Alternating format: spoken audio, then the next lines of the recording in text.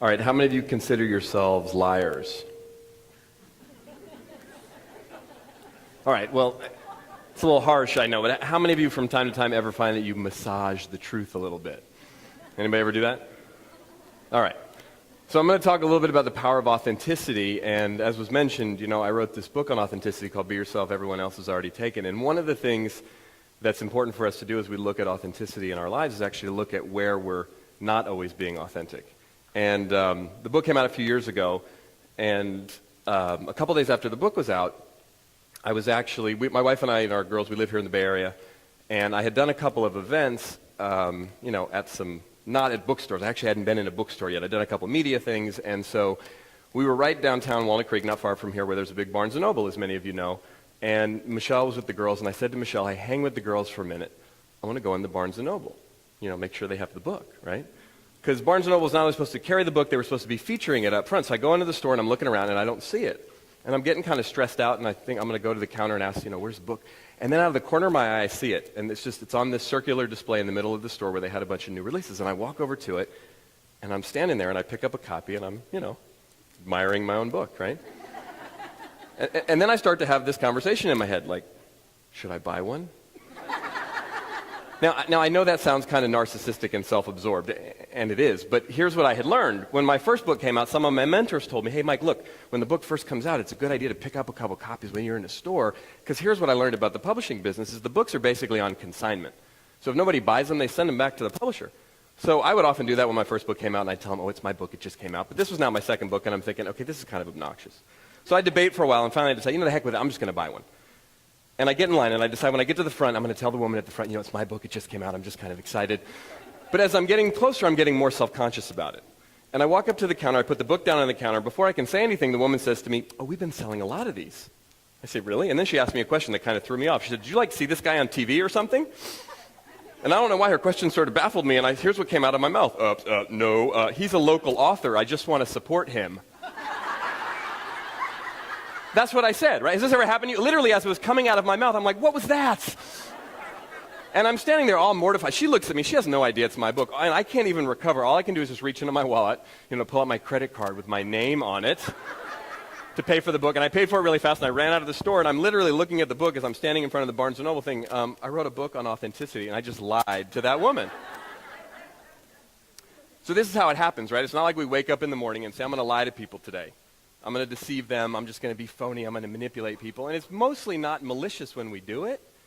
It's just that in the course of our lives, in the culture that we live in, trying to look good, trying to impress people, trying to get what we want in whatever capacity that is, whether it's in school, whether it's in business, our relationships, we have a tendency at times to massage the truth. And while in some cases it can be benign, in a lot of cases it starts to have real impact in a negative way on us, on our relationships, on our work, and the people around us. So one of the things we got to take a look at is, what does authenticity actually mean? I mean, there's a lot of definitions for it, but we sort of misunderstand it. I remember I was giving a presentation a couple years back about authenticity, and I had a woman come up to me after the presentation, made a beeline right to me and got right in my face. And she said, I'm authentic all the time. And she was like upset, right? And I said, okay, well, what's the problem? And she said, well, I've lost some jobs because of that. And I said, all right. Now, I didn't know her, right, but I was getting a strong sense of her in that moment. And I asked her a question. I looked her right in the eye, and I said, now tell me the truth. Is it authentic or obnoxious? And she was like, all offended. And I said, look, I'm not attempting to judge you. I'm just curious. What do you think? And she said, well, maybe a little bit of both. And I said, all right, I appreciate the honesty. And I said, look, I don't know for sure, but I bet it was the obnoxious that got you fired, not the authentic. Because I told her, I said, for about a decade, I've been working with all different types of organizations and people and leaders and groups and teams. I've never had anyone say to me, you know what, Mike, we fired her because she was way too real. So authenticity is about realness. It's not necessarily about just expressing all of our opinions all the time. How many of you have a lot of opinions like I do? You have a lot of opinions? Yeah. I come from a family where we speak our opinions like they're facts. You know what I mean? It's not like that's a bad movie. No, it's like that's a bad movie. If you like it, you're an idiot, right? And that was literally how I was raised, as many of us were. And we think that authenticity has to do with our ability or our willingness to express our opinions. That's a piece of it, but that's actually a pretty low-level piece. The continuum I always like to talk about in terms of authenticity is like this. On this side of the continuum is what I'll call phony. And we've all had times in life where we've been phony. We've said and done things that aren't true. Most of the time, again, it's not malicious. When we were children, we were all taught, don't lie. We've had times in life where we got caught in a lie and we got in trouble, so we've learned, oh yeah, that can be problematic. And then we move down the continuum towards honesty, which honesty is always better. Our mothers, our fathers, our teachers taught us, right? You guys here in school learn, be honest. It's important. The problem sometimes, though, with honesty, and we've all learned this the hard way, is sometimes we express our honest opinion about something and people don't like it. Or we hurt someone's feelings. Or we get in trouble in some way, and it's like, I was just trying to be honest. And then we move back towards phony, or somewhere in the middle. What can I say? What's the right thing to do or say so that people don't get upset? And while our intention may be good not to upset other people, we end up selling out on ourselves and even the people around us in the process. And what we don't realize is there's something beyond honesty. And this is where it gets both exciting but also challenging. Authenticity is on the other side of honesty. Authenticity involves a certain amount of courage on our part, willingness to be vulnerable, willingness to let other people know who we really are, how we really feel. Sometimes it can be really scary. Look, it's easier to be phony in a lot of cases. It's easier for us just to say what we think other people want us to hear, right? Just to say those things that we think are going to make us look good.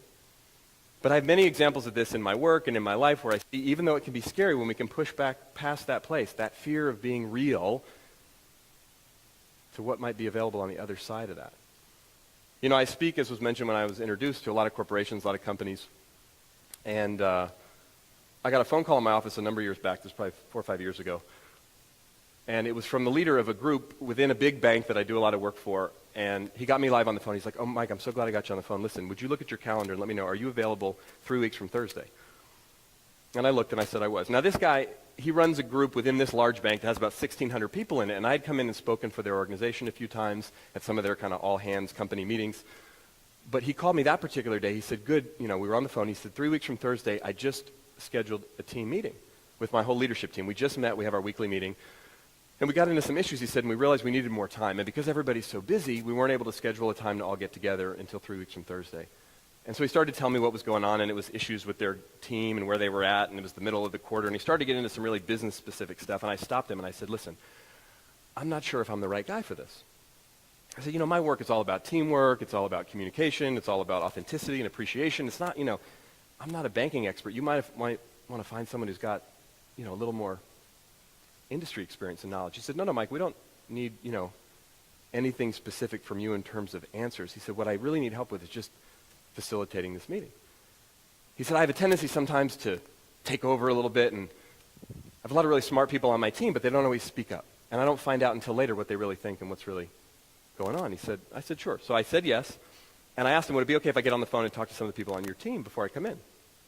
And he said, sure. So I started to talk to some of the people on this team. It's a pretty high-level team, really smart people, really busy. And here's what I found out. They were doing well as a team.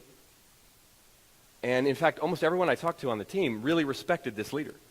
He was super smart. He had really grown this business within this organization. They were honored to work for him. But the biggest challenge that they were dealing with as a team is that every single one of the people I talked to on the phone either said to me directly or I could kind of sense they were scared of him. They were intimidated by him. He wasn't open for feedback. He was the smartest guy in the room. It was kind of his way or the highway. Now, I wasn't there to help them with any of their team dynamic. I was just there to facilitate a meeting as I was asked to do. Right? So we get in that conference room 3 weeks from Thursday later. It's a 4-hour meeting. Maybe some of you have been to this. There's way too much stuff on the agenda to cover in 4 hours. You ever been to a meeting like that? But I'm thinking, okay, I really got to bring my A game to facilitate this meeting well. The meeting starts and we get into some things, and within about 20 minutes, we're completely off the rails. I'm doing a terrible job facilitating. No one's listening to me. There's only like 10 people on this team, but there's like multiple conversations going on. It's a mess, right? And finally I stop. Hold on, time out, everyone. Wait, stop. This isn't going well. And I got everyone's attention, and I said, look, I know we're already a little bit behind. I said, but there's an exercise I'd like to do. It's probably going to take us about 20 minutes, but I think it's important. I said, my sense is that there's some things that we're not talking about that are impacting not only this meeting, but your team. And I walked over to the little whiteboard in the conference room, and I drew a picture of an iceberg up on the board. Now, an iceberg is a great metaphor for authenticity. Because as the cliche goes, right, just the tip of the iceberg pops up above the surface, right? The majority of who we really are, how we really think, what we really feel, what's going on is down below that waterline. And so I said, there's some stuff down here, and I don't know exactly what it is, but that we're not talking about. So I said, we're going to do an exercise, and I'll start, and we'll go around the table. Now, this is an exercise I learned a number of years back from some mentors of mine, and I use it often. It's a great exercise to get people to really open up. And I said, when it's your turn, you're just going to repeat this phrase. If you really knew me, you'd know this about me. And I said, look, you guys all know each other, so that might sound kind of silly to say, but just say it anyway. And my invitation to you when you're saying that is just lower your waterline.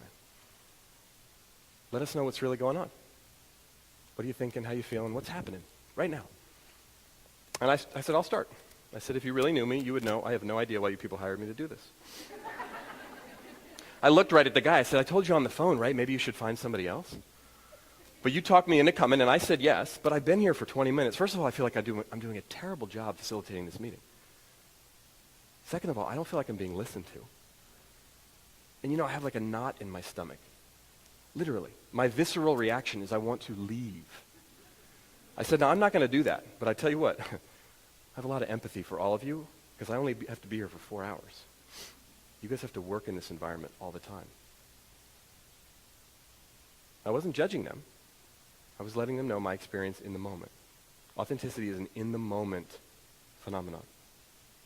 I shared a few other things with them about what was going on in my life right then, if they really knew me. And I turned to the first guy at the table. Remember, this is a room of bankers, right? This guy looks at me like, I ain't doing that. It was not safe what I was asking him to do. But he proceeded to go, and it was a little awkward and uncomfortable, and the next person went.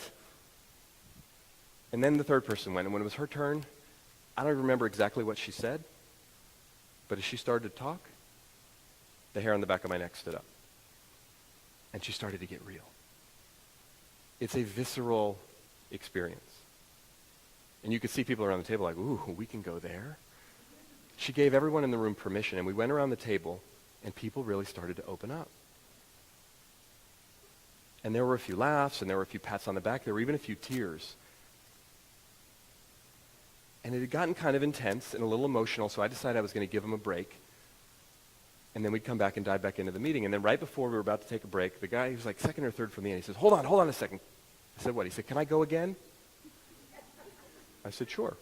Why? He said, well, I meant what I said when it was my turn, but I didn't say something because I was too scared. But I want to say it now. And I said, I don't know if I should say this, but here goes. He looked right at his boss and he said, if you really knew me, you would know I'm completely intimidated by you. He said, I'm embarrassed to admit it in front of everybody, but it's true. He said, I don't really speak up and tell you what I think.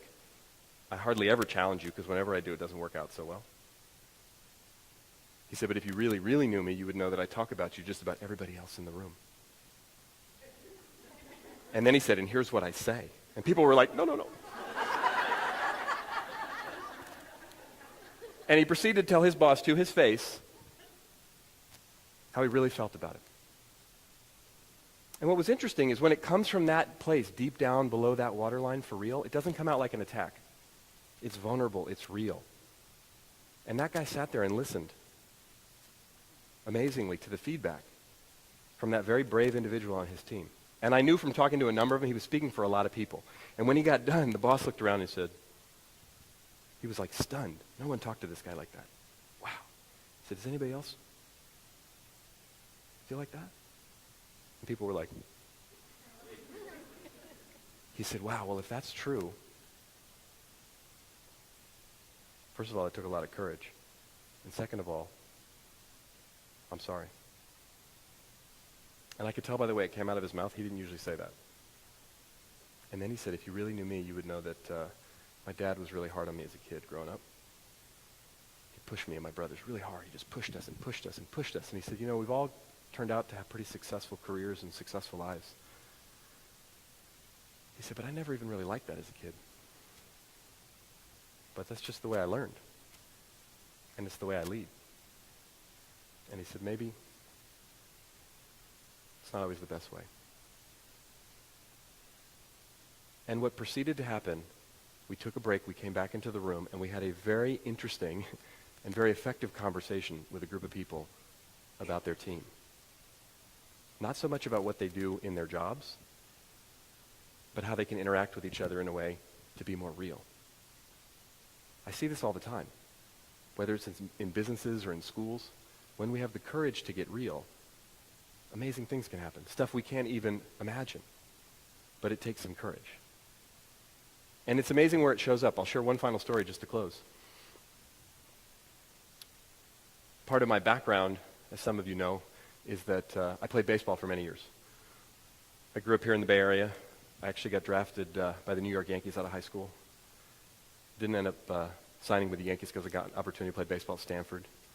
Went to Stanford, played there, got drafted out of Stanford by the Kansas City Royals, signed a pro contract. Went into the minor leagues, as you do in baseball. Unfortunately, I got injured my third season in the minors with Kansas City before I ever got to the major leagues. So my career ended when I was 23. And it was difficult for me, but taught me a lot about life, about so many things, about appreciating what I have while I have it, not after the fact. But because of my sports background, my baseball background, I get invited sometimes to speak to baseball players. And some of the major league teams will bring me in. And a few years back, actually, the first time I ever got invited down to spring training to speak to one of the major league organizations, I was speaking to their minor league camp, about 150 players. And I gave my talk, and I'm talking to a lot of the guys after my talk, and a whole bunch of them are telling me about something that happened at camp about a week earlier. They really wanted me to know about this, and they were intent. And I heard the story from so many different people, and I was kind of getting different versions. I went to my friend who was running the whole minor league system for this organization at the time, and I asked him, what happened at this meeting? He said it was amazing. He said, we always have a meeting when all the players come in, but it's usually pretty boring. It's like, don't get in trouble, and this is when curfew is, and don't do that, and all. And he said the worst part of the meeting is when the coaches introduce themselves, because they get up one by one and they give their resume. They'll say, hi, my name is Bob Johnson. I played in the major leagues for 10 years, and then they'll list off all the teams they played for. And he said, some of my coaches had very successful major league careers, some of them not as successful, some of them never even got to the big leagues. He said, so I never liked that whole way of introducing. So this year I asked him, when you get up to introduce yourself, don't give them your resume. Tell them your most meaningful moment in baseball. And he said, one by one, they were getting up and they were telling stories, personal stories, meaningful stories. And he said, towards the end, one of my coaches got up and he blew everybody away. He said, this guy's kind of quiet. When it was his turn, he was really nervous. And he looked at everybody and he said, hey, I played for 10 years in AAA without a single day in the major leagues. Now, AAA is the highest level of the minor leagues before you make it to the major leagues, right? Nobody plays in AAA for 10 years. You either make it or you're done. But this guy, 10 years, different organizations, I could never break through. And he said, finally, towards the end of that 10th season, I finally realized I wasn't going to make it. And you know what? I was upset, but I'd given it everything I had. And he said, so I decided I was going to retire at the end of the season. But I called my dad up on the phone. I asked him to come see me play one last time. My dad came to town. He was going to be in town for 5 nights. He said, I really wanted to do well while he was there. First night he was in town, he said, I got up in the second inning. I hit a ground ball to second base. I grounded out. I came back into the dugout. My manager came over, tapped me on the shoulder, told me to sit down. Took me out of the game.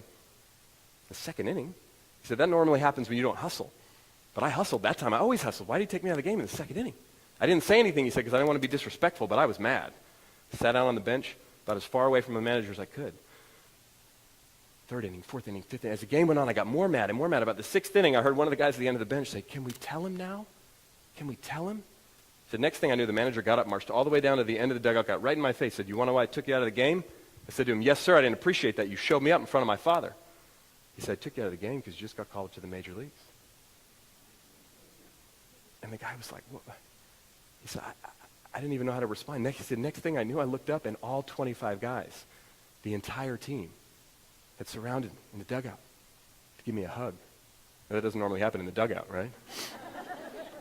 The celebration went on so long in the dugout, those guys were so happy for him, they actually had to stop the game. And as amazing as this story is, and it's a pretty amazing story, here's the best part. When this coach told this story to a room full of 150 minor league baseball players, he broke down and cried in front of all of them. Now that never happens there, ever. And a week later, dozens of those guys were coming to tell me the story because it had touched them. That's how powerful it is. When we're willing to be authentic, it both liberates us and it touches and inspires the people around us. That's the power of authenticity. Thank you very much. Thank you.